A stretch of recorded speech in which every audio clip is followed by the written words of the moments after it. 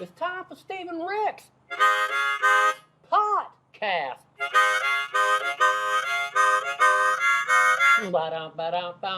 Hey, fuckers. Hey, Rick. What's going down? Wow, it's another broadcast. Episode 30, Two? 32 or 33. What is it, Jamie? I think it's 32. Okay. But who cares? Yeah, we're getting up there. Yeah. I thought we'd do 10, we'd be done. Shit. You won't let it go. Hey, Mickey from 98 Rock has a podcast. They were talking about this the other night. Oh, really? Yeah, they said, man, if you haven't seen Steve and his buddy's podcast, you're missing out. It's hilarious. Steve is the most amazing human being on this planet, Well, I wouldn't go that far. Mickey's a pretty awesome human being himself. He is. He used to come out to the KIX shows, and he would love to get up and do the yeah rap with the Steve Whiteman lisp and everything. Did he? And he, exaggerated it, so it was Sure. twice as funny. Sure. And he's a great guy. Known him for years and fun guy. Yeah, he said But thanks for the shout out, Mickey. his absolute dream guest would be Donnie Purnell. Everybody's. And his number 2 was you. Really? I do Mickey's podcast. Yeah. Would you? Yeah.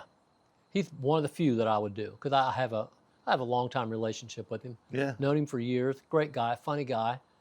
Yeah, I'd do his. Right on. Yeah, as long as there it was you go. like 5-10 minutes, I ain't going to spend an hour and a half with him. I don't like him that much. If you want that, Mickey, hit us up. Oh, he probably has your number, don't he? He should. Yeah. If he doesn't, he can contact you and you can contact me. Very But good. we would have to Zoom it. I'm not going to Yeah. do it in person. I'll Zoom it. Right. Give me about 10-15 minutes of shit and then leave me alone. I am pleasantly surprised at how much this podcast has taken off. Tell me, because I don't really know. I don't pay attention to it. The views are there on both How many? YouTube and on Is it a lot? YouTube. We're at, No, I have no idea. I think we're 7 months in and we have 990,000 on YouTube. That watch it or just tuned in once in a No, that while? have watched it. Okay. Our followers on YouTube, I think we're only at about 3,000 followers, but Facebook, we have almost 21,000 in a very short amount of time. Is that where people get it mostly on Yeah. Facebook? Yeah. Yeah, Facebook. They watch the whole episode or just the clips? Both. Okay, good. Both. We get analytics that tells us where they're watching from, how long See, they watch. you got your finger on it. I don't know nothing. If our podcast was a band right now, we would be. Yeah? We'd be. Good to know. All right. Yes. Let's do a good one today then. We'd be Let's not Oasis suck. right now. We'd be Oasis. So, Rick, I want to say something before we get going here. Sure. I know that closing the Institute was very, very, very painful for you. And I remember when you opened it, and I was a part of the opening with the cutting of the ribbon and all that. Dean was a part of it. And we were just all so happy. And that's before I even joined the teaching staff.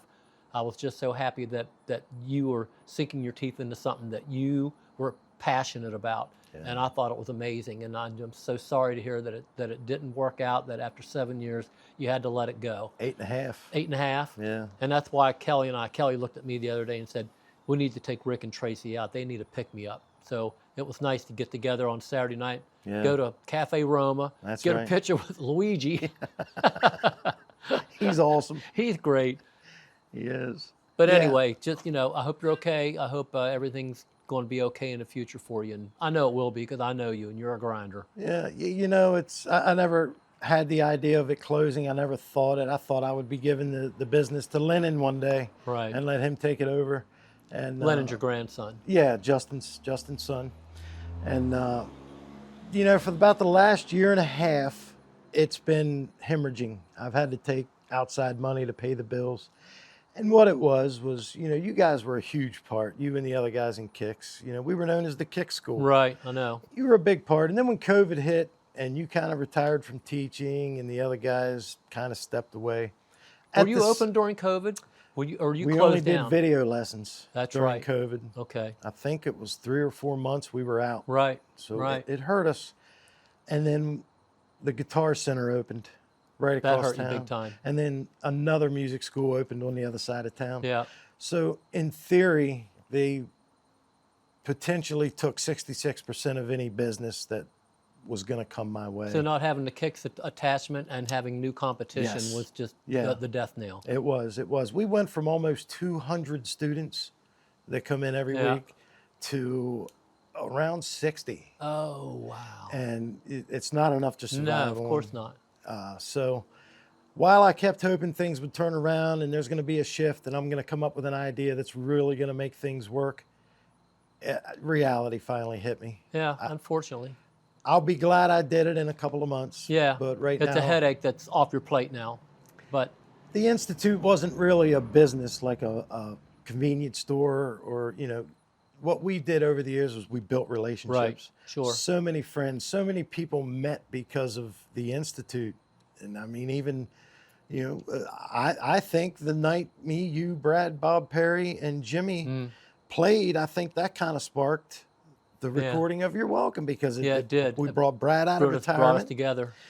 So, and the relationship with the students and the students' parents and the instructors, and just, it's a lot more than just the business that's closing. It's a meeting place for people that you want in your life. Sure. That's the hard part of it. And you know, you're giving kids instruction that's going to guide them in life. Yeah. And that's important because they don't get that in school anymore. So they're passionate about music. It's going to move them along further in life in a positive way. And that's what you guys did. You did. Well, I appreciate you saying that, man.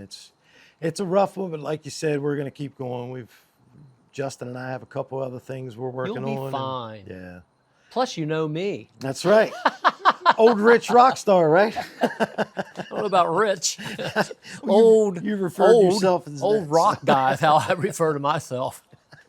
Well, speaking of which, we got a surprise guest today. Okay, I like this. All right. And, do you watch Smartless at all or listen to Smartless? No. It's great. It's got Jason Bateman, Sean Hayes, and some other guy. No. Okay. Will Arnett. All right. And the three of them are hysterical together.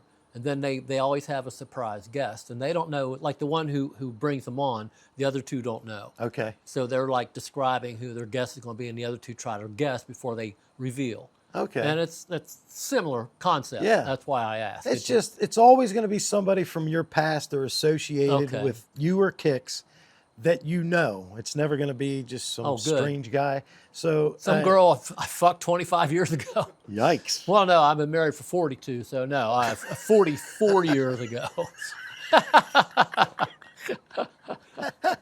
Real blew quick, you in the blood. No, you didn't. Real quick, I want to say it on camera. That way, when the idea comes out, I can take credit. Let me tell you a $1 billion idea. All right. $1 billion. All right. Everybody knows what 23andMe is. It tells you your heritage and all that stuff, but it also tells you your relatives. Yeah. So we get a rocker like Tommy Lee or Vince Neil, or I'm not going to mention other guys, but, you know, rockers from the 80s who did a lot of betting. Laid a lot of pipe.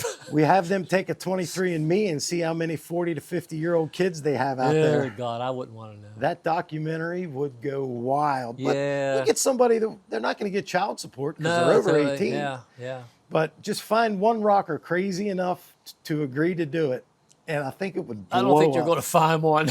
I don't know. I don't think you're going to find one. It's a good idea. Deny. Yeah, denial ain't Got just to a river deny in it. Egypt.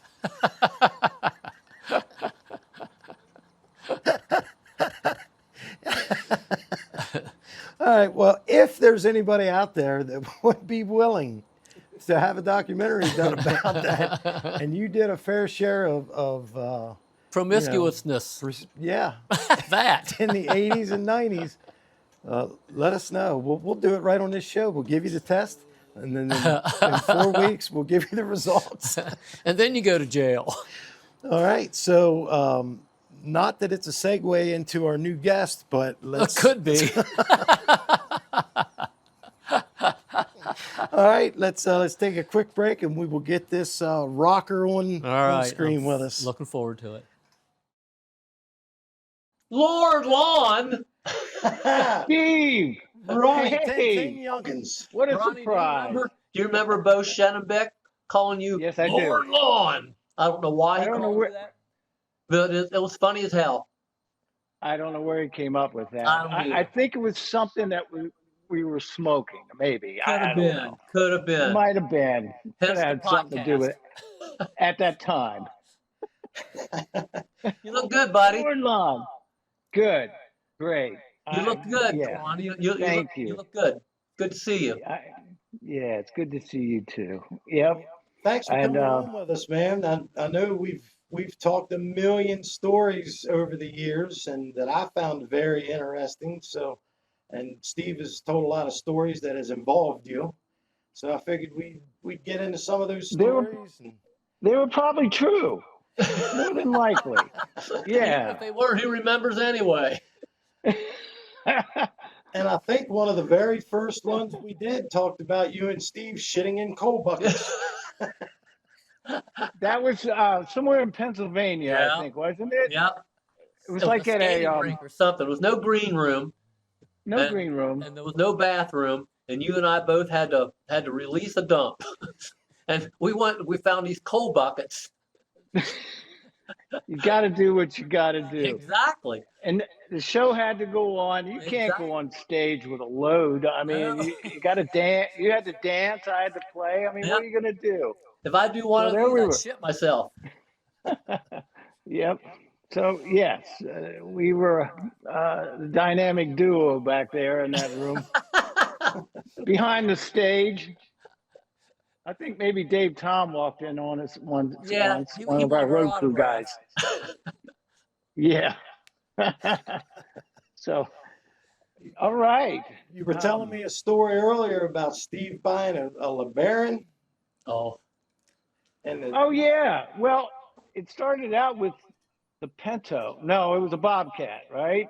I don't know. Right. It was blue. It was Carolina blue.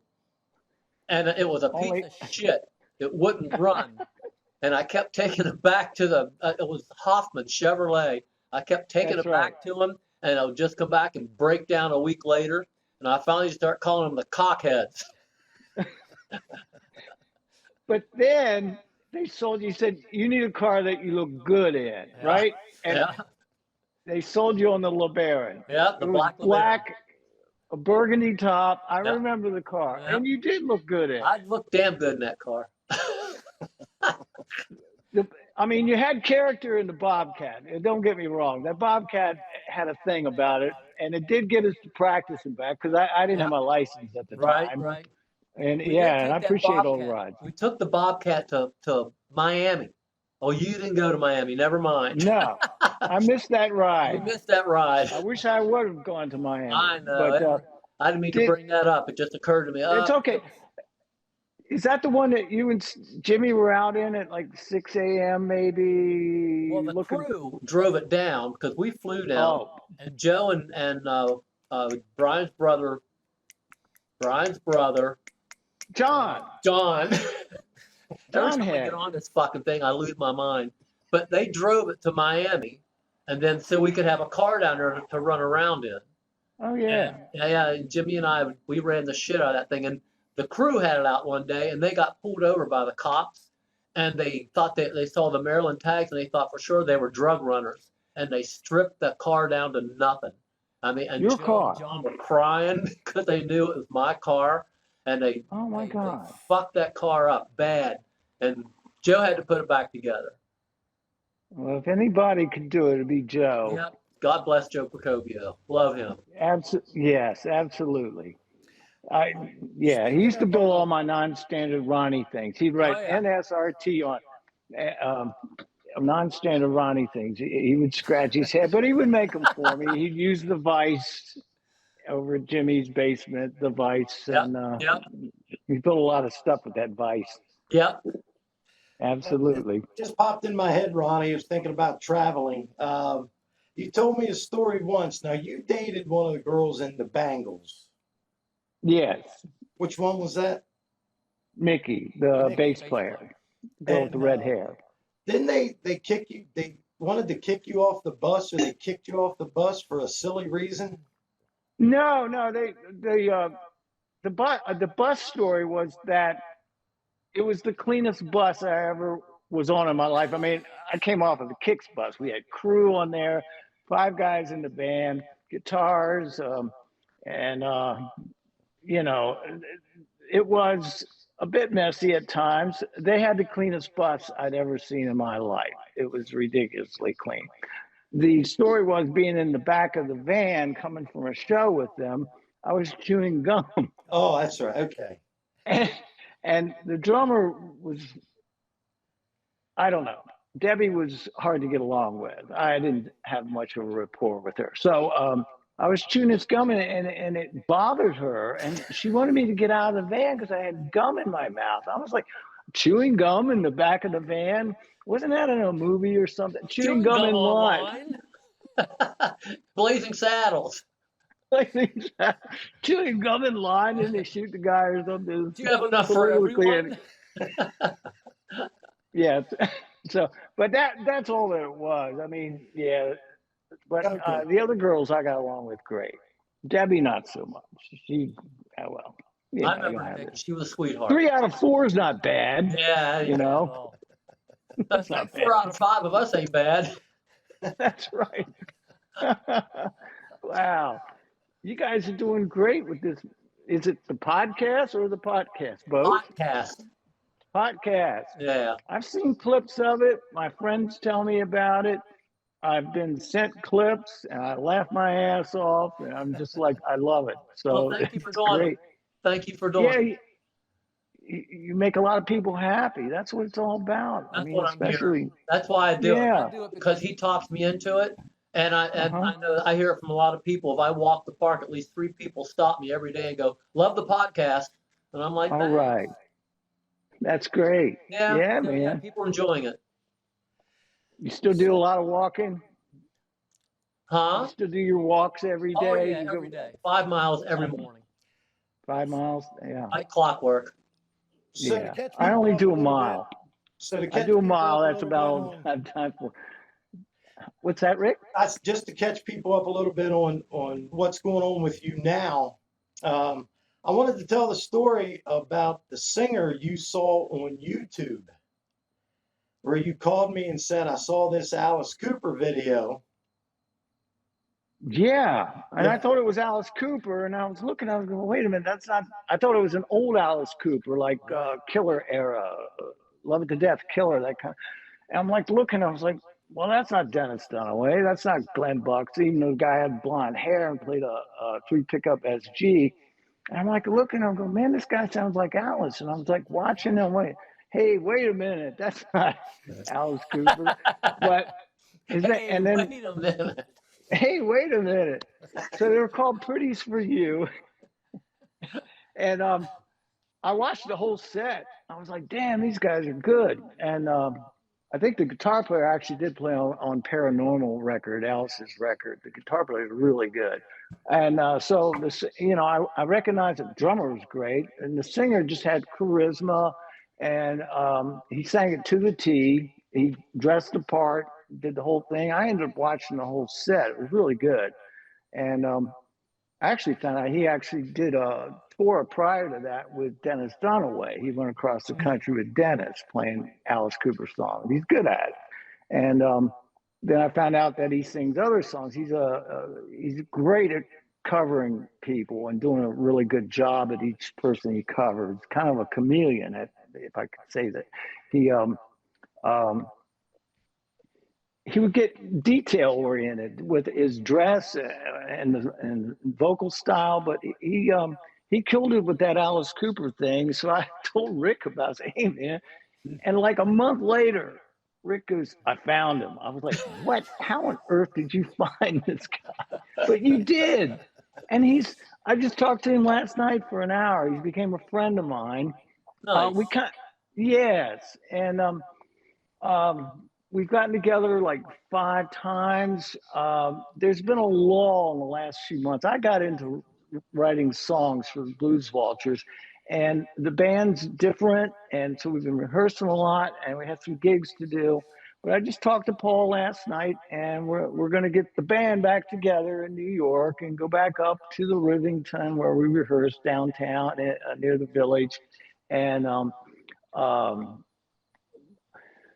we're trying to connect on writing some songs. That's been a little tough, but we're going to get there. And from talking with him last night. Yeah. Are you doing Alice Cooper stuff, or are you doing Blues Vulture stuff? We're going to try to create our own songs, but the thing is, Rick says there's still a market for people that want to hear some KIX songs. Now, we could never, ever go out and would never try to think to be like a tribute band. I would never want that, neither does Paul. Yeah. And we could never really sound like KIX without, I mean, the voice is you. There's nobody else that can sing it like you, Steve. There's just no one. But we kind of do it our own style. And yeah, we had to drop a few keys on a couple songs, and we did like 5 or 6 KIX songs. Mm-hmm. And if that can make some people happy and they want to hear it, plus we're going to create some of our own songs. I've sent him some ideas. We're still trying to connect on that. Plus he has songs. He's a little more pop oriented. His roots are different than mine. Mine, are, of course, are back from the blues, the Beatles, the Stones, we know, Alice Cooper, Aerosmith.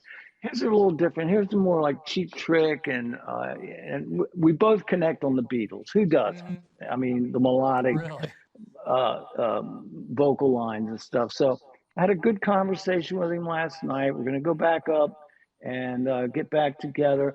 We had a change of bass player. That took a while. So we've got Clifford on bass. He plays guitar with the Blues Vultures. So we're going to do that again. And I'm ambitious about going back out to the West Coast. Hopefully, Rick, I got the band that I want to go into the club with now. The last time it just wasn't there. And now I know it can be there. If I would get that opportunity, I'm going to kill it. So I had a great time at the KIX Fest. What do you think is the main difference between you pretty much starting this band now to when KIX was getting together in 1978, 1979? Well, I was 50 years younger. There's that. Great answer. And I was a lot crazier then. I mean, I was just like, we got to do this, and now, I'm a little bit jaded and, I have no illusions of grandeur, but I still love to play. I love to see people be happy and get their mind off of. There's a lot of diversity in the country, and I like to see people come together and just have a good time, forget the troubles. That's part of our job, right? Yeah, that was our job. Yeah. I heard Brad Whitford say that in an interview one night. Well, that's my job, to get people get out of their their troubles from the week or the day or whatever it is for the month, and play my guitar and get them to forget about everything except for those songs. And all those songs bring back memories, all the songs that we play. And if I can play 5 or 6 KIX songs with this singer, I mean, I do 2 in the Vultures. It's the only 2 we can do because it's the only 2 we can sing. Is Atomic Bombs and The Kid. That's it. We're done.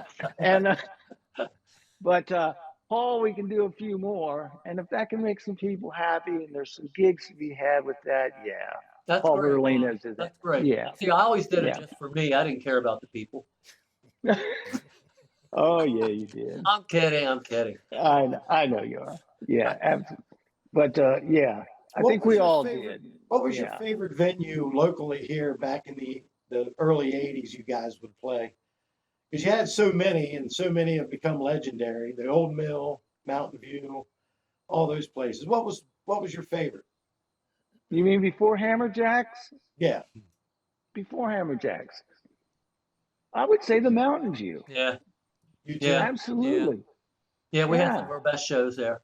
Biggest crowds. Yeah. I mean, that place, it might have held 208 squeezed 500 people in there. It was ridiculous. Your feet would stick to the floor because there was so much beer on the floor. It was a dump among dumps, but it had character. Just had a lot of character. And the owner was nuts. Roy, he was nuts. Roy. And he made it fun. But yeah, I agree with you. Mountain View. Yeah, and everybody played there. Yep. Bands came in from Detroit, Michigan to play there. Yep. Ohio. Yep. Florida. The guys that North Carolina. The guys, yeah. The band that I saw there, they were KICKS. Mm. KICKS, Kicks. It was the two guys that I got together with Donnie and T T, and and you met T and Tunes. Tunes. You know who I'm talking Yeah. about. And yeah, that was a couple months. I remember the first song we played was Atomic Bombs, Yeah. and then it transpired from there. We couldn't afford to keep them down here. Atomic Bombs was the first song that Donnie played for me when you guys come up to Crescent Town to see me play. And Donnie Yeah. took me out to his little Volkswagen. He played me Atomic Bombs, Contrary Mary, and The Kid. Yeah. I think Contrary Mary. And he might have had Yeah. another one in there. With Daddy's Little Girl. He played Daddy's those Little 4 Girl. songs and looked at me and said, "We're going to get a record deal and we're going to make it." And I said, "I'm yours." Absolutely. And you were down in 1 week. Yeah, I learned all that shit in a week. Remember the first time I got up on the stage at the old mill and did What Is and What Should Never Be, the Zeppelin song, because Sam stood you guys up and you guys took me upstairs. You wouldn't let me wear a Schlitz shirt on stage. I remember Donnie climbing over the bar, and I think he grabbed an old mill shirt, maybe. Yeah. And then he cut it up and wear this. Here, take the Schlitz shirt off because that looks ridiculous and you're not cool. I said, "You're right." Hey, you were more worried about learning the songs. You didn't care about the shirt. I didn't care what shirt I was wearing.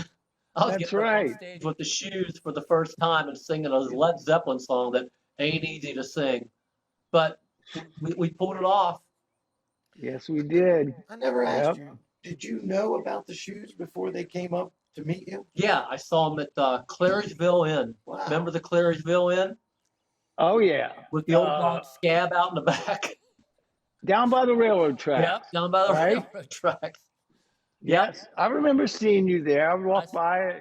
Yeah, I saw you there a couple times, and I knew of you because of this lighting guy, Mike Leffler. Yeah. You were a Major Striker. And he always told me he would talk about you to me. And so I knew of you.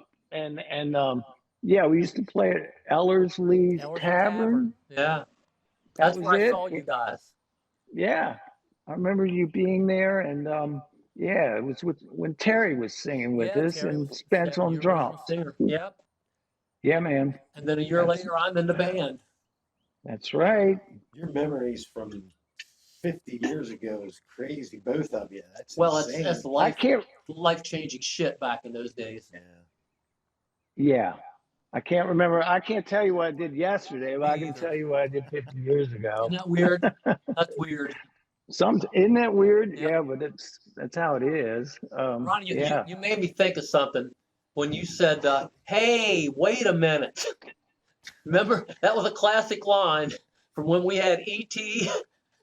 on stage as my mother. It was Mother's Day, and we went out and got this blow-up E.T. doll, and we blew it up and put a wig on him. And they come out and go, "Look, it's Steve's mom." And they brought this E.T. doll out with a wig on. And Brian comes over and goes, "Hey, wait a minute. That's not your mom. That's E.T." And I kicked him out in the crowd because it was one of those weighted dolls where you punch it and it comes back up. Oh, yeah. And we videotape every fucking night. Every night we videotape. Absolutely. We would just see E.T. go across the flying by. It was great. There goes E.T. again.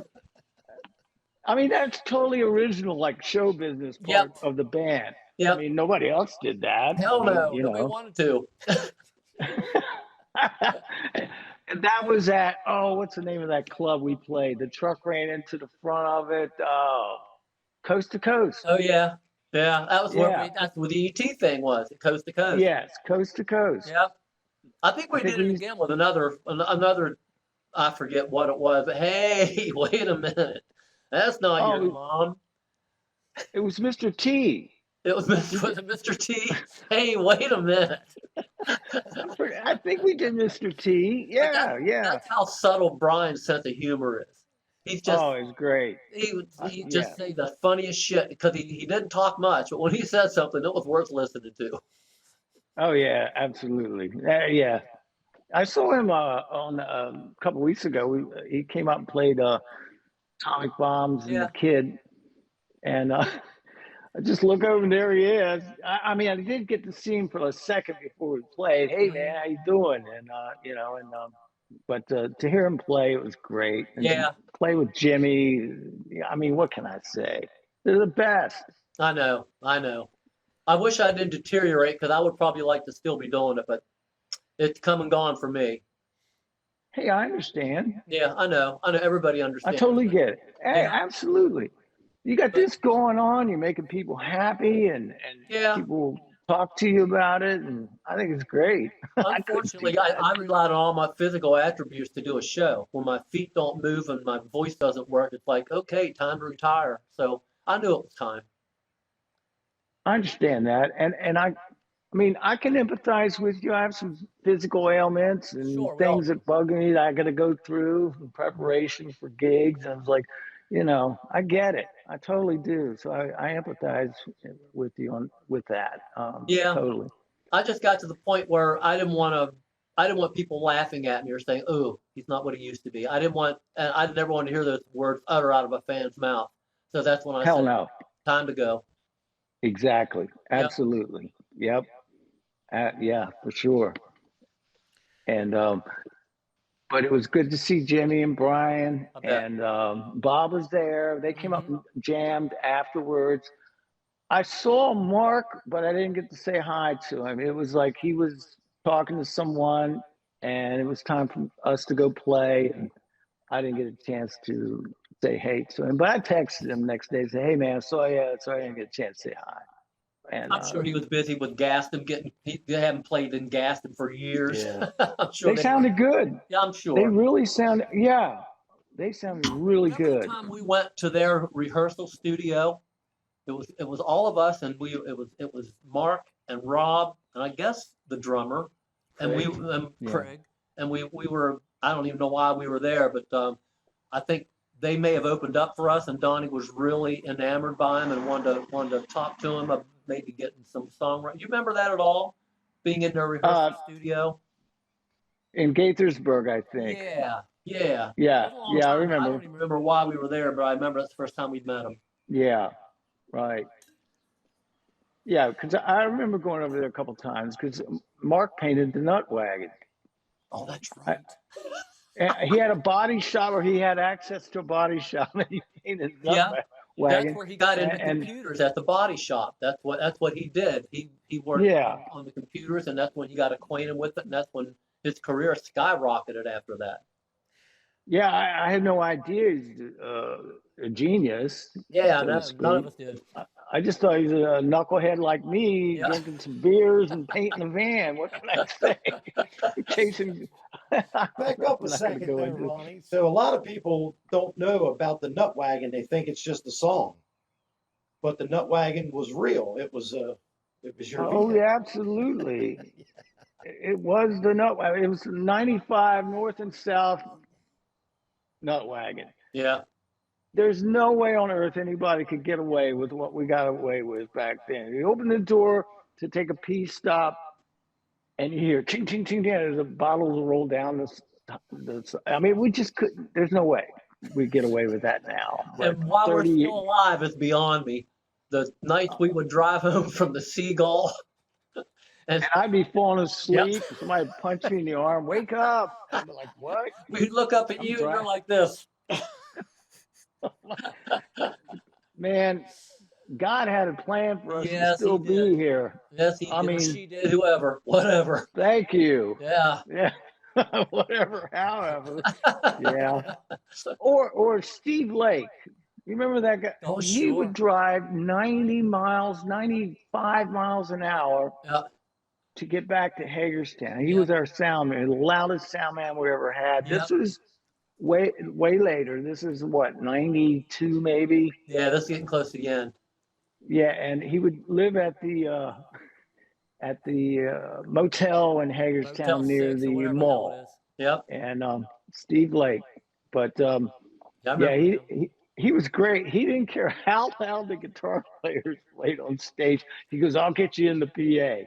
I mean, his attitude was awesome. I mean, most guys are like, "You got to turn that down, face your cabinet towards the wall." I'm like, what? It's like Steve Lake was, I got you in the PA. I mean, I didn't always want to play that line. You got to hear the drums. I mean, you got to hear the drums. What If I'm about the singer? and well, yes, for me, I got to hear the singer and the drummer first, and then the singer. But yeah, when you're up there, I got to be in the groove. Yeah. And Jimmy will go like this.